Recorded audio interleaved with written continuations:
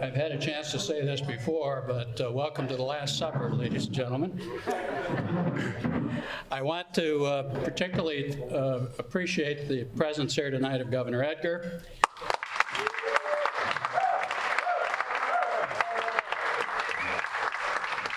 I knew when we invited him he would accept because the Supreme Court had not yet ruled on the pension bill, and he didn't know where his next meal was coming from. But he came anyway, so God bless him. He has a lot to answer for. He appointed me as a trustee of this organization, I think, in the last half hour of his term of office before leaving. No. John Trutter was the chancellor at the time. He was not amused. He didn't know who I was. He barely knew where Rockford was, and he wasn't sure I'd work out, and of course he was right. We have three of our Regents Emeritus here tonight, Wayne Temple, Peter Alexander, and Gail Pyatt. If you would wave or do something so we can welcome you back.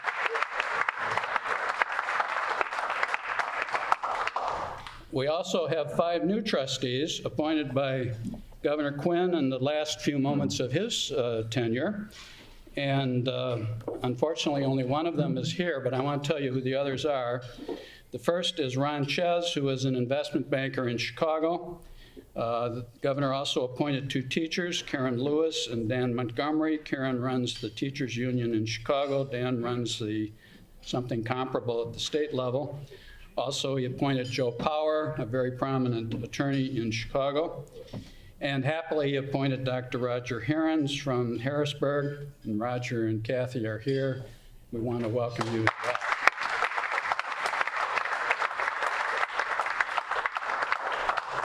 well. Roger chaired the board, I think, of Southern Illinois University for a term. He is a doctor. He specializes in foot surgery. Where's Ernie? Ernie, pay attention now. Roger, that's Ernie seated behind you. Ernie travels with his own brain surgeon. And there's a lot of reason for that. But he also needs your specialty as well. He pays pretty good. Because you see, Ernie has his foot in his mouth most of the time.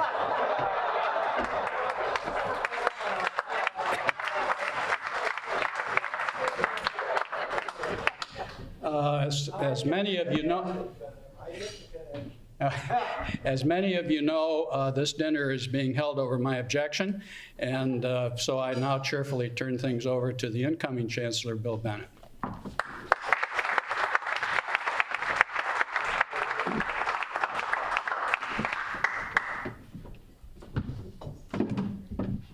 Thank you. Is this on? Thank you, Tom. Welcome, everybody. It's great to see everybody. This is an eventful night, as you'll soon find out. A couple of things going on tonight. One is we have a very special birthday. Happens to be on this day, and Mimi Wish turns 34 today. So we should wish Mimi Wish a happy birthday. And I'm not very good at singing, but I really think we should sing, and we got a little cake here. Hold on. Yeah, Julie's going to play the piano. Happy birthday to you. Happy birthday to you. Happy birthday, dear Mimi. Happy birthday to you.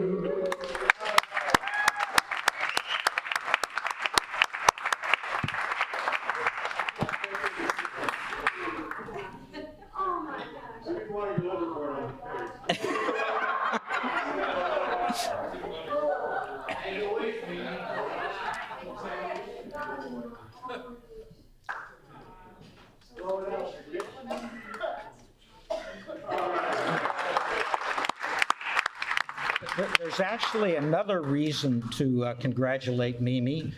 I happen to know that I believe it's next month, but it soon will be the 10th wedding anniversary of Ernie and Mimi. I could not imagine being married to Ernie for 10 years, but I think she deserves a round of applause for that.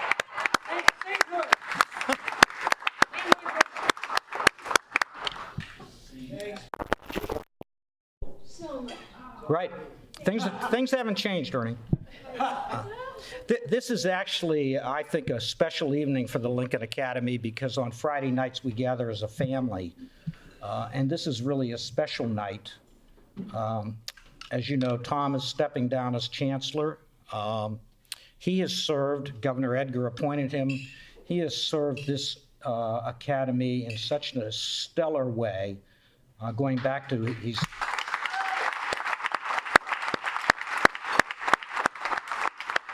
As you remember, he headed the bicentennial group that appointed, I believe, was 37 laureates. Is that right, Tom, or awardees? He served as chancellor for 5 years. He is totally dedicated to this academy, and he's totally dedicated to this state. And Tom, we have a little gift for you, if you'd step up here, please.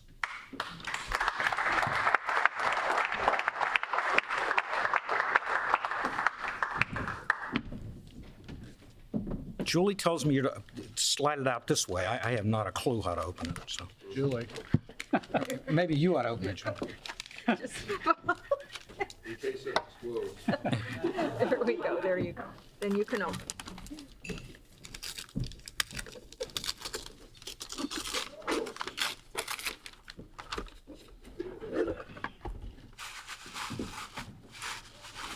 It's actually just wrapping paper. It's a photograph of Ernie Witt.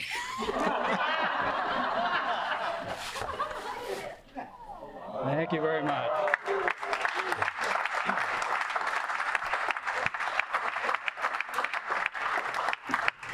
Tom really has, we owe so much to Tom, and as I've gotten to sort of begin to learn this job in the last year, and he's been so kind to me, I realize how much he's done for the state. We really owe Tom just a tremendous thanks, and Tom, we'll never forget what you've done, and we hope you're going to stay very active with the Academy for many, many more years.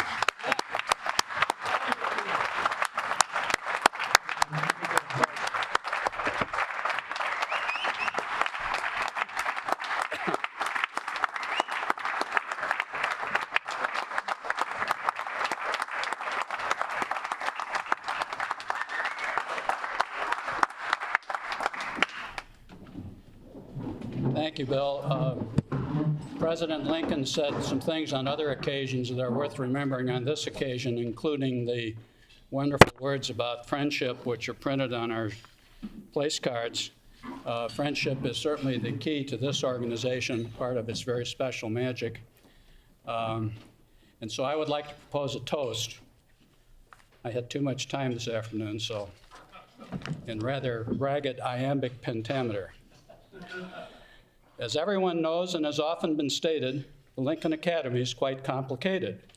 We have regents and rectors, trustees, a director, minutes by Ethel, benedictions by Stan, Peoria planning by Bill Bennett and Zan. When George can't control him and Ernie's unruly, adults must step in, General Borling and Julie. Girls in long dresses with bright satin sashes, boys in white ties at Academy bashes, chancellors dressed up with gold-plated blings. These are a few of our favorite things. We gave the Order of Lincoln, our state's highest honor, to Governor Edgar and James J. O'Connor, to Wayne, Peter, and Ernie. The vote was impartial. The Reverend Tom Behrens and Dr. Pace Marshall. They build roads, feed the hungry. They're the great and the good. Ambassador Cousin, next year Ray LaHood. We salute college seniors across our great state, inspired by Lincoln, who welcomed their fate to help serve their college, pass every test, our state's future leaders, our brightest and best. We welcome new members as general trustees, 5 proud Illinoisans, Pat Quinn's appointees. They add to our family and bring us so much, teachers and doctors and lawyers and such. We do future planning, have changed over time, toast 50 more years with champagne and red wine, but honor our history, the things that don't change, as planning evolves, both short-term and long-range. Though our work may evolve, though the world may move on, some things remain true, then, now, and beyond. To boys in white ties and girls in long dresses, in a circle unbroken, may the Lord keep and bless us. Glory be to the Father, world without end. Hear the gospel of Lincoln. What most matters are friends.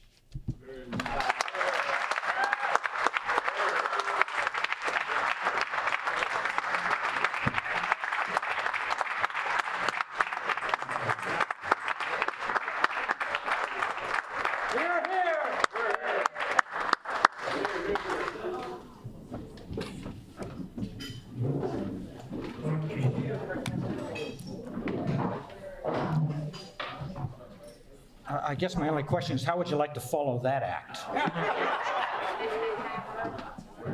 Now, I haven't checked with the historians, but I believe we are about to have quite an historic night. I don't believe, Governor Edgar, maybe you know, I don't believe there's ever been a presidential press conference held in this mansion before. But we're about to have one. So, ladies and gentlemen, I would like you to welcome President Abraham Lincoln and his press secretary.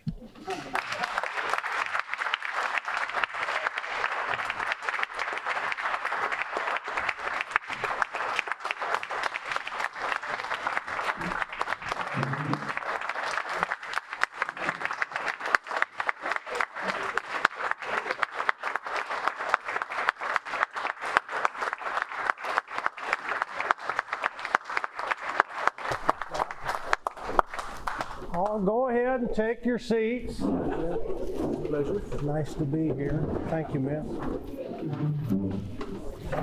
Mr. President, nice to see you. Sir, nice to see you. You're all right, Jimmy. Just sit comfortable.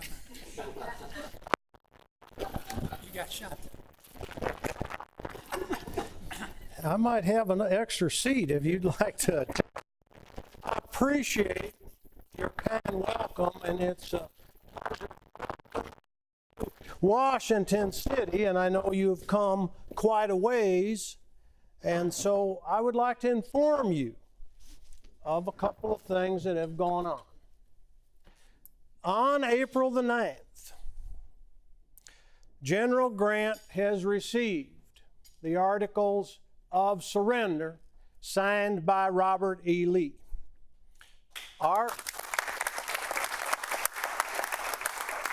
Our country is again one nation under God. Now, I have dispatched Ward Hill Lehman, Federal Marshal of Washington City, and you all being from Illinois, you remember Hill practiced law over at Danville and had some goings-on at Bloomington. Well, I appointed him Federal Marshal some time ago.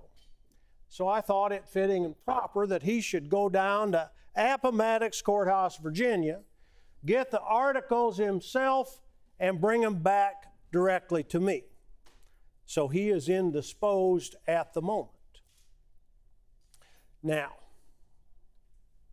I propose a peaceable reconstruction, as I did from the first inaugural, where I suggested that those states currently under rebellion could return to the United States Congress by merely taking the oath of allegiance to our Constitution, so that their federal representatives could return and take the business of the country. I have not wavered from that point. And so it still holds true with those articles of surrender. And General Grant has made sure that those Confederate troops will retain their weapons and retain their horses and mules to return south to get back among the business of the country. That's all I proposed at the first inaugural. It's what I propose today to do in the coming years, to reconstruct this country, and we will do it peaceably. We are still celebrating that amendment from January of this year, in which people of color are now free for all time. If I'm to be remembered for anything, it will be for signing that emancipation. For we promised it, and once promised, we cannot go back.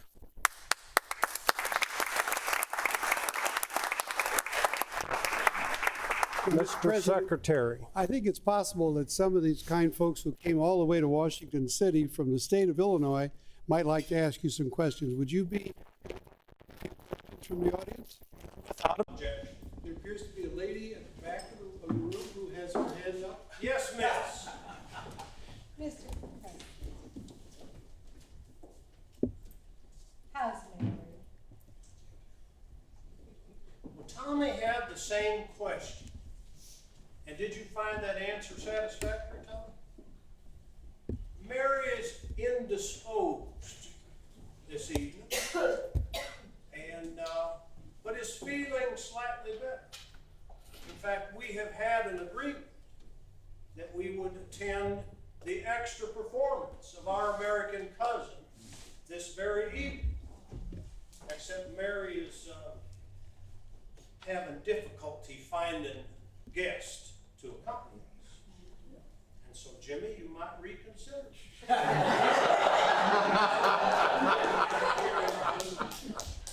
Mary is looking forward to being out in Washington society on the arm of her victorious president. And I understand, thank you, I understand that most of Washington proper is going to be at Ford's Theater. Although it's not without controversy, because today being Good Friday, it has caused the clergy of Washington to be up in arms, if you will, that we're attending a bawdy play rather than being in church. But I think the time has come for us to celebrate, especially at the close of this last few years. Yes, sir. Why do you think you had such a hard time getting a general to fight?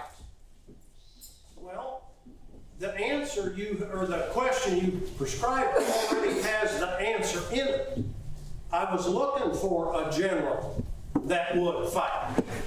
The record will show, history will bear down with me, that when you receive dispatches from the field, these being from General McClellan, saying, His Excellency, the President of the United States, we have captured 6 cows. What should we do with them? Requiring me to take pen in hand to answer General McClellan as to the 6 cows, milk them. I've also been forced to ask in the past, General, if you're not going to use the Army of the Potomac, could I borrow it? I told Seward I would hold McClellan's horse if he would just fight. But he would continue to complain that the horse's hooves and tongues were tired, prompting me to ask him, what has the Army of the Potomac done in 6 months that would fatigue anything? You get the idea, sir. I needed a general that could fight. And it was your General Grant who seized the moment.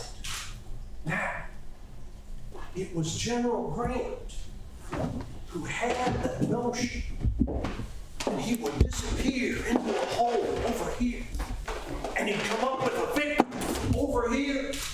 So how could I get in his way of fighting when he was doing just fine? Now, there were some points where the casualties were too great, and we had to have a conversation, but he understood But that reminds me of a story. When General Grant had come to Washington in this very room to be introduced to Washington proper, I told him the story of Jocko the circus monkey. Jocko wanted to be a very famous circus monkey, and he told the leader of the circus, the master, he said, if I had a tail that was just a little longer, I could be an even better circus monkey. And so the ringmaster made arrangements to have his tail lengthened. Sometime later, he said to the circus master, if I could have just a little longer tail, I could even be a better circus monkey. And about that time, General Grant stopped me and he said, Mr. President, I assure you, my tail is long enough. See, that fellow knew what he had to do, and he set about to do it. Mr. President, speaking of General Grant, we have a distinguished military hero in our audience tonight, our audience today, Major General Borland, and he has a question for me. General, how can I help you? Mr. President, you've had many proud moments, and we would welcome your estimation, although this does not fit with your character, to talk about your own private, proudest moment.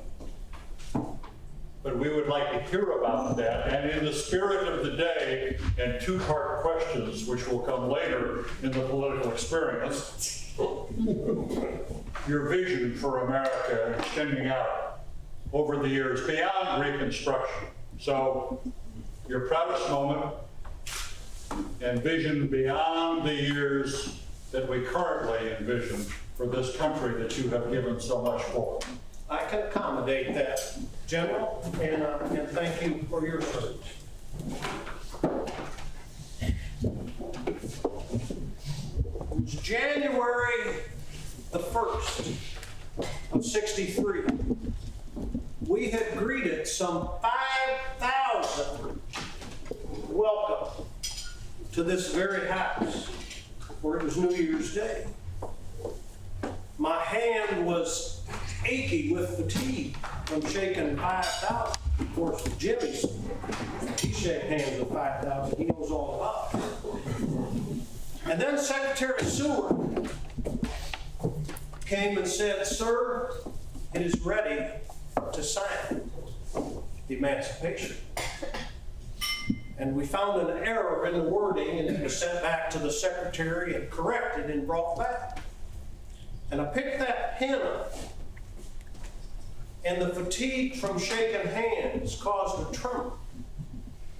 And I laid the pen down and I said, I must not hesitate, for if I do, future generations will say, see, his heart was not in it. And I said, if I'm to be remembered for anything, it will be for signing this document. And then I signed, as unaccustomed as I was, Abraham Lincoln. And I said, there it is. So I'm proud of that, General. It caused a people. And we argued over gradual emancipation or full emancipation or what the country was ready for. But some say I walked slow, but I never walked backwards. And so therefore, what we was able to do from 58, when that House divided speech come forward for the first time, to the passage of the amendment in January, it was a short time, but I know now, moving forward, there will be a Civil Rights Voting Act, and I'm hoping it passes as fast as the 13th Amendment did, that we have full citizenry. For it was Stephen Douglas and I in the debates back in '58 arguing what did the framers mean when they said all men are created equal, endowed with inalienable rights, those being life, liberty, and the pursuit of happiness. What does that mean to us as a people? And so there will be an opportunity for more to partake in the privilege of vote. And it may not just be educated black. I've already given a speech, and I'm on the record, about women's suffrage. When will their day come? I see a day when constitutions in other countries are formed. And even though our democracy is the last best hope of earth, as flawed as it is, it will become a beacon. So that folks around the world look to us on how we need to run our government. When disagreements are put aside, when senators and congressmen are elected and they come here and they look out for the best interest of the people, that partisanship is put aside and the people, their will and their voice is spoken through their elected representatives. That's what I see in democracy.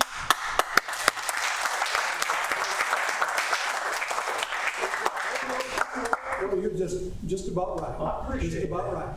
Now, Mr. President, we have a distinguished lawyer from your hometown, Springfield, who came here, and he has a question for you. Yes, Mr. President, I know you were once honored to be a partner in the well-known Springfield firm of Stewart and Lincoln, now known as Brown, Hay and Stevens. And I wonder, Mr. President, if you have any regrets about ever leaving the law firm of Stewart and Lincoln, now known as Brown, Hay and Stevens.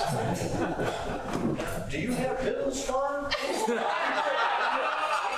We could if there's folks that need legal representation. In Springfield, there are a few of those folks. I remember when I left and Billy said, "What are we going to do with the office?" And I said, "Leave the sign up. For when I'm done with this, I'll be back and we'll pick up the practice where we left off." So, what'd you say the firm's called now? Well, this was your first firm, Mr. President. What do you call it? Brown, Hay and Stevens. We're the only surviving Lincoln law firm. I would be more amenable to that if we could work Lincoln in sometime.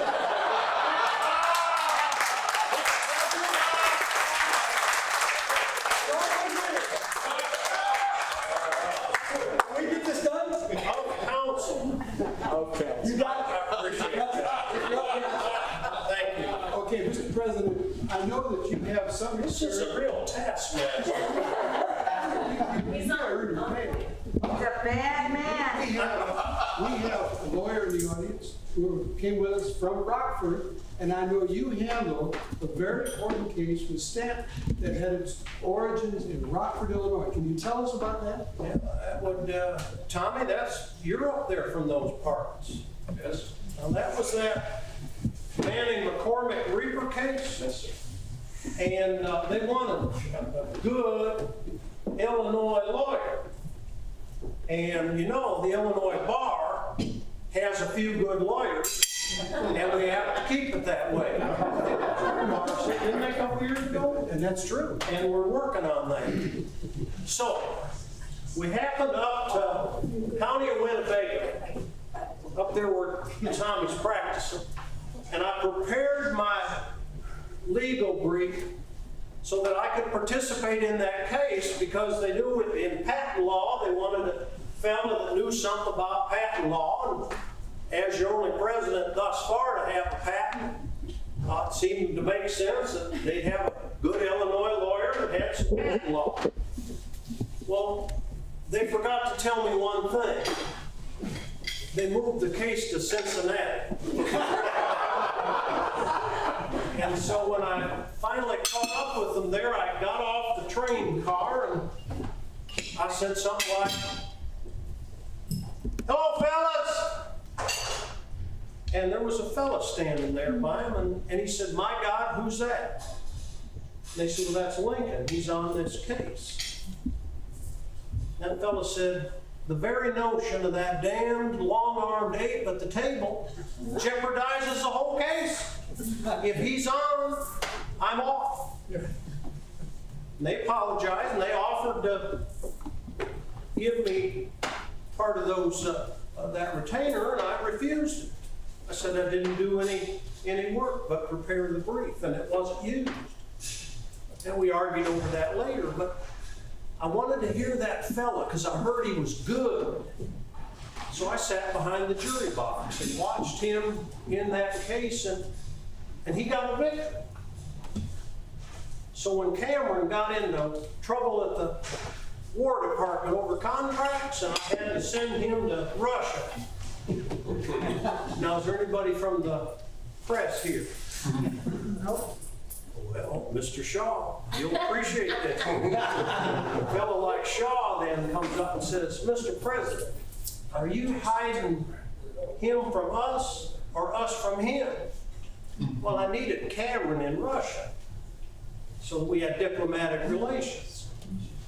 But then fellows started coming to me and they said, "Who are you going to replace Cameron with?" I said, "Well, I'm contemplating." They said, "What about that fellow Stanton? He's bright. He understands Washington." And then it recalled that it was Stanton down in Cincinnati who had said that disparaging remark about me. And I put him in as Secretary of War. Because how could I withhold his talent from the country at my personal expense? But I was up there by Tommy's a little ways after that, debating Senator Douglas at Freeport. We had a wonderful time up there. Well, Tommy, do you realize if the ordinance of 1787 was in effect, that meant Wisconsin, which meant Wisconsin would also get Chicago. But didn't happen. So that's what I recollect about Northern Illinois. Let's just ask these good folks from Illinois here now in Washington City. Does anybody else have a question you'd like to put to the president? You've kind of been running the whole thing. I appreciate that. I'm just trying to, but hey, don't crowd me too much. That's all. Mr. President, Sir, I'm from Quincy, Illinois. appreciate that. I know you and Senator Douglas debated there. What are your memories of Quincy? Well, probably not ought to bring it up, except Shaw, you don't have a notebook or anything that you're taking notes on. Pen is mightier than the sword. But just keep it in your pocket, and nobody will get hurt. I'll keep it cheap. I was not feeling well when I got into Quincy, and they had made arrangements for me to be a part of a thing called a rum sweat. Have any of you heard that story? Well, they set you in a chair and they wrap you in a blanket, and then they pour rum in a container underneath the chair, and it heats up. That rum comes up all through in that blanket, and it did the number for me. When you get back to Quincy, you go to the library, find Iris. Say, you want to know about that rum sweat. And I do recollect that, and I felt much better after that. So even though I'm not a physician, I can recommend to you tonight, if you're not well, you might try a rum sweat. President, we had a gentleman from Rock Island, Moline. You remember that area?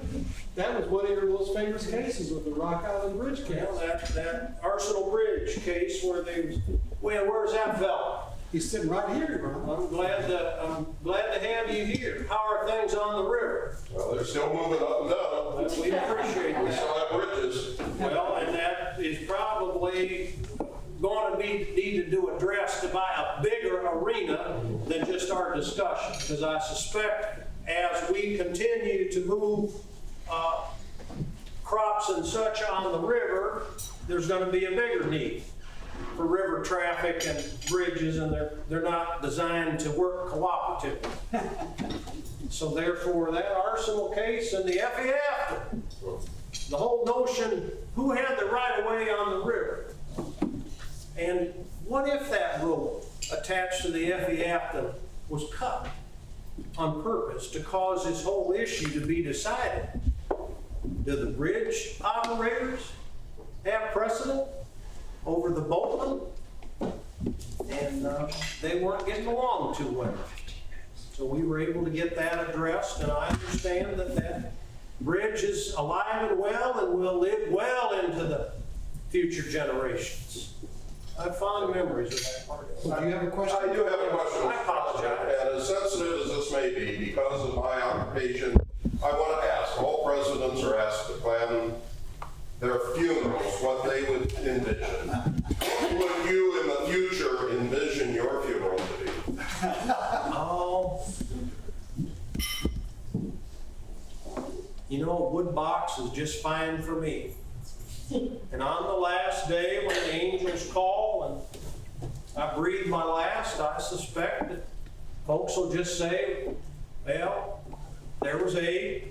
He did what the best he could with what he had, and let's put him in the ground and get on with business.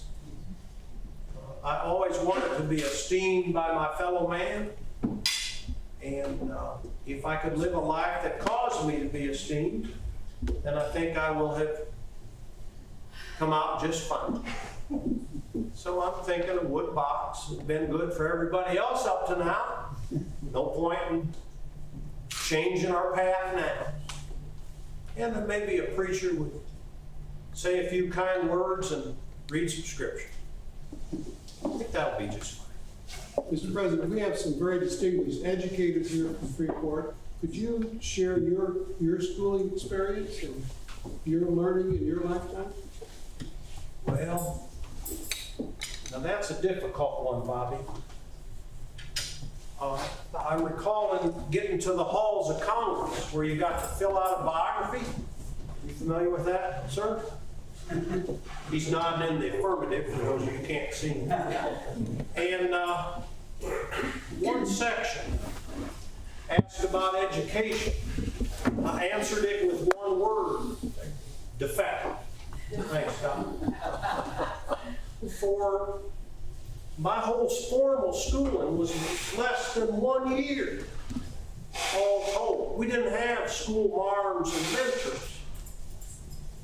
And so when the bell rang, and you wanted to be there to learn all your numbers and letters, so I had to learn that on my own. And if a learned person was in the town, you had your best manners and asked if you could borrow the books as long as you returned. We didn't have a public system of libraries in my day. Had subscription libraries. And then when you got done with a book or paper, then you read it again. But it was self-taught. So I think the land grant colleges are going to deal with this. And I'm thinking that one over at Urbana might become something of a going concern. There's some hope for that. I'm hoping. It'll bring the professors out here to the heartland where you all are from, rather than everybody having to go east to get their education. So we'll bring the learning across the country so folks can still be there near their homes. But I'm hoping that act will bear some good fruit. But you remember back in '57 that you had something to do with getting the normal school started. And do we have friends from North Bloomington? We do. Where are they? Well, they're all over the place. From North Bloomington. Glad to have you here. Thank you. Illinois State. Oh, the Illinois State University. I drew up the papers for that. Now, you know, Jesse Fair, planting all those trees in North Bloomington, well, he had brought the legislature up because he wanted to sell them land, and as a land speculator, he had flagged out the area where he wanted the wagon to come through, showing the legislature what that university was going to look like. Well, what they didn't know is when that passed, those flags were marking where there wasn't soft ground. Because once the state had bought the university, the property for the university, they started digging and they found out there was too much water. And they had to drain it. But old Jesse didn't tell them that. That's why they stayed on that trail where the flags were on hard ground. But I think if we can train some teachers at that normal school, it might also be a going concern for the folks in Illinois.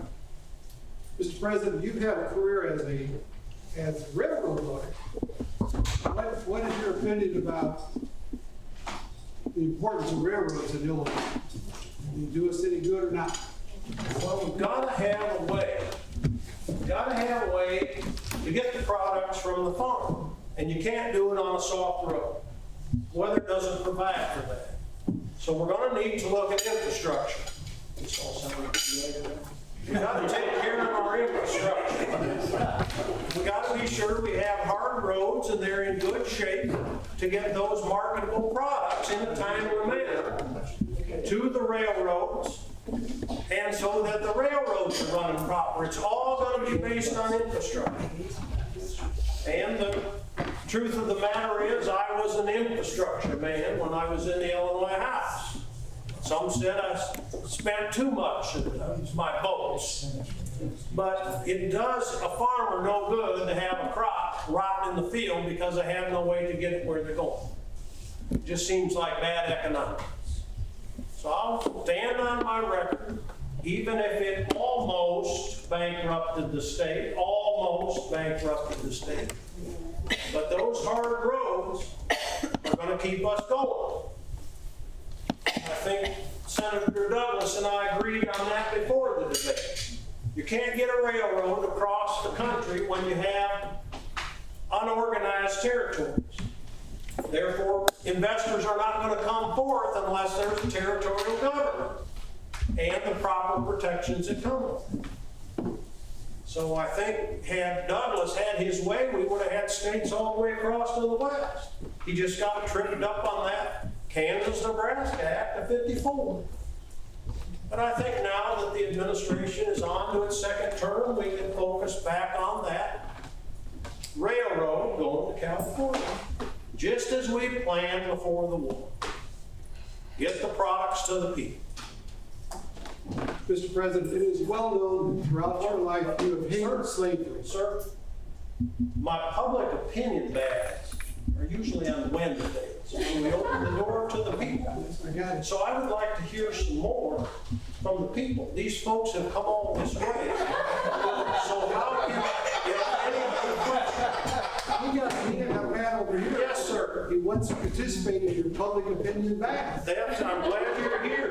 Mr. President, I don't have a question so much as the general public of these United States owe you more than just the Emancipation Proclamation and the winning of the war. The things we forget is not in addition to the Land Grant College Act like the University of Illinois and Ohio State, but the Homestead Act to open up the West, the Intercontinental Railroad, the Secret Service, and so many things we forget. We roll it all into just winning the war, Mr. President. So from all the citizens, thank you.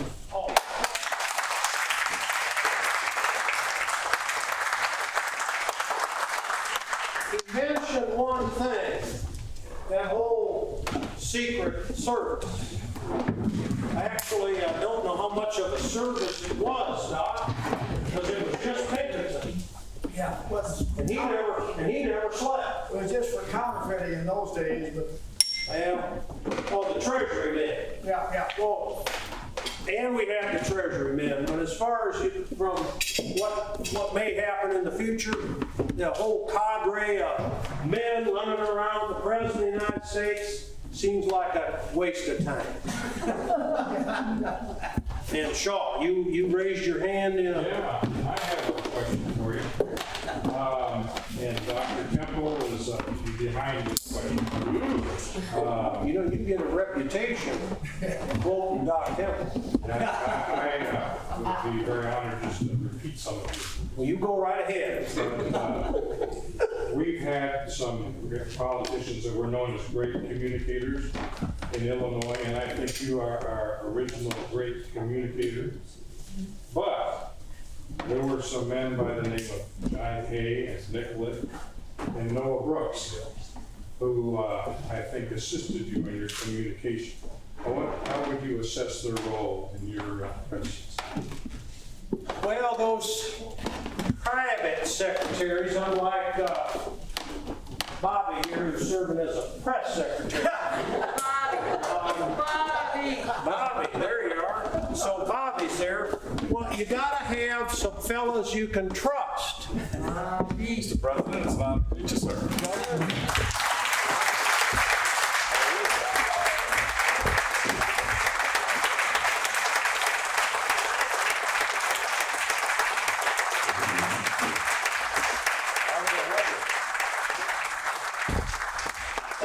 Welcome us to the house. It's your house. It belongs to all of you. Welcome, welcome.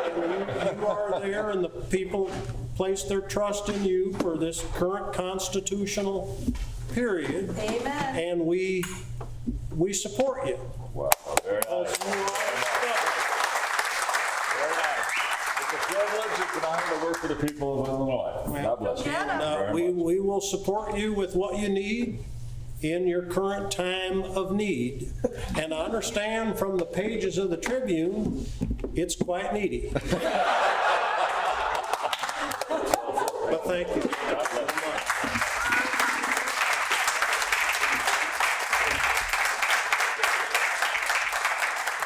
Enjoy your dinner tonight. I look forward to seeing you guys tomorrow. Thank you. Thank you.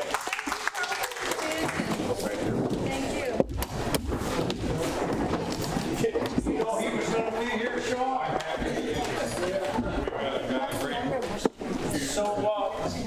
So that whole notion of the trust, and when I turned around, I was looking at the governor, so there may be something symbolic there.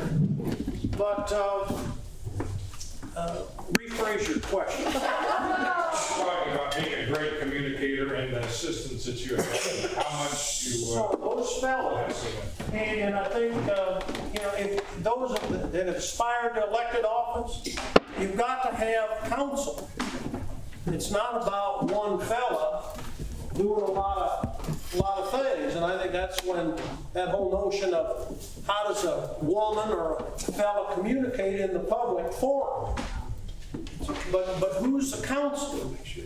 And the governor just left. He's not about this business by himself. And Governor Jim, when he was here, he didn't tend to that business himself. He didn't sleep well at night. But he had some fellas and some women around him and said, let's figure this out. In my cabinet, they didn't always agree with me, ever. But their voice was heard. But ultimately, when that communication is given, it's got to be communicated by the chief executive, be it the state of Illinois or the United States. So I think it's, if you look at Nicolay and Hay and Brooks and Stoddard, those fellas, they kept a pulse on things. And they know how things are being communicated. So I don't know how much I was part of that or if they was part of me, but you got to seek wise counsel. And here's some wise counsel. Yes, sir. A word or two about how Springfield became capital of the state. They still agitated about that, Illinois? I think so, yes. You're not from Van Dale, are you? Pretty close. Pretty close. Well, now you know where this is going to go. When we was talking about infrastructure, sir, if you look at how the infrastructure set down around Vandalia, it made more sense to pull that capital up here around these parts. And so it could reach out to the whole state. And the infrastructure wasn't there. And so those tall fellas with me, Long Nine, if you read about it, we got those votes together and we said we got to bring that capital up here where we had a going concern here in Springfield. And it's going to flourish just nicely in Springfield. So that's, and that'll continue to be that economic and political center of the state, exerting influence to all corners of the state from Springfield. That's what I think is going to happen there. Mr. President, Sir, Mr. President. thank you for making the trip. Oh, thank you so much, Mr. President. You know, history changes as it develops across the time. And so you have explained so eloquently how you had a responsibility to sign the Emancipation Proclamation. There's a Muhammad Ali who came up later on. He was walking around asking people, what did Lincoln say after an all-night drunk? You mentioned the rum mist. And your response is purported to be, I freed who? And so I just wondered.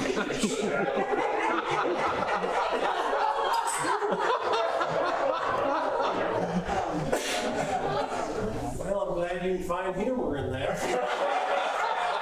I get to talk about it.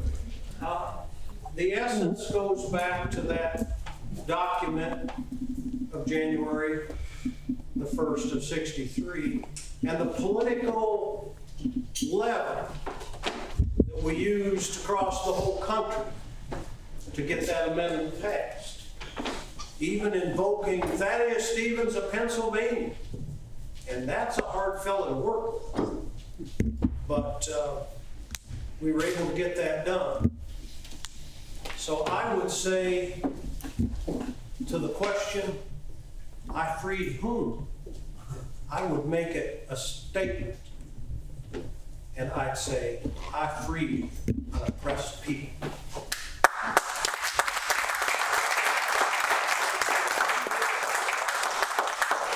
President John Hayes has stuck his head in the door and said your carriage is waiting. Mother is waiting, and gentlemen, you never keep mother waiting.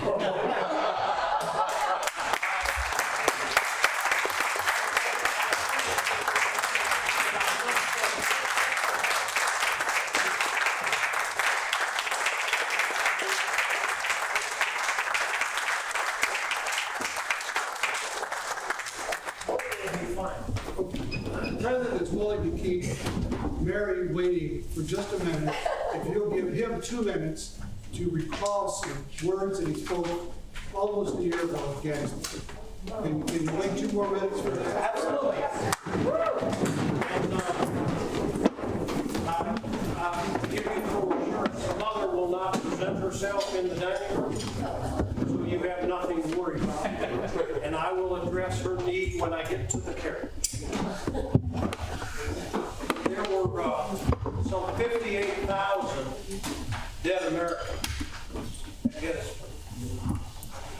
The committee asked that there be a federal cemetery, and that was done, and they said, well, who should dedicate this cemetery? And they said, well, let us have a ceremony, and Edward Everett of Harvard to be the keynote. Of course, Edward Everett speak 2 hours, and that's what folks expected anywhere he went, and that was expected to be the address.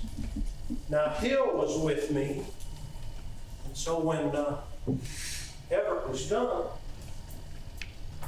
Hill rose up and for the first time said, ladies and gentlemen, the President of the United States. At which time then I took the podium. Now I knew I was speaking to a people, but not knowing how victory would be. So I didn't speak to a victorious people or a defeated people, but I needed to give them some hope of what would come out of this current situation. So I was reminded of the Bible. We had birth, as called for in the Old Testament, that in the Old Testament, and it come forth, and that made it the New Testament. And then there was a death, and out of that death was a promise of a resurrection. And it made some sense to me. And most of my audiences in the juries that I talked to had farmed. Nearly everybody was church, and it didn't seem to tell a story about farming or agriculture, so it made sense to use a theme from the Bible. And this is what I read at Gettysburg. 77 years ago, our fathers brought forth upon this continent a new nation, conceived in liberty and dedicated to the proposition that all men are created equal. Now we are engaged in a great civil war, testing whether that nation or any nation so conceived and so dedicated can long endure. We are met on a great battlefield of that war. We have come to dedicate a portion of that field as a final resting place for those who here gave their lives that that nation might live. It is altogether fitting and proper that we should do this. But in a larger sense, we cannot dedicate, we cannot consecrate, we cannot hallow this ground. The brave men, living and dead, who struggled here, have consecrated it far above our poor power to add or detract. The world will little note, nor long remember what we say here, but it can never forget what they did here. It is for us, the living, rather, to be dedicated here to the unfinished work which they who fought here had thus far so nobly advanced. It is rather for us to be here dedicated to the great task remaining before us, that from these honored dead we take increased devotion to that cause for which they here gave the last full measure of devotion. That we here highly resolve that these dead shall not have died in vain, that this nation, under God, shall have a new birth of freedom, and that government of the people, by the people, for the people, shall not perish from them. Ladies and gentlemen,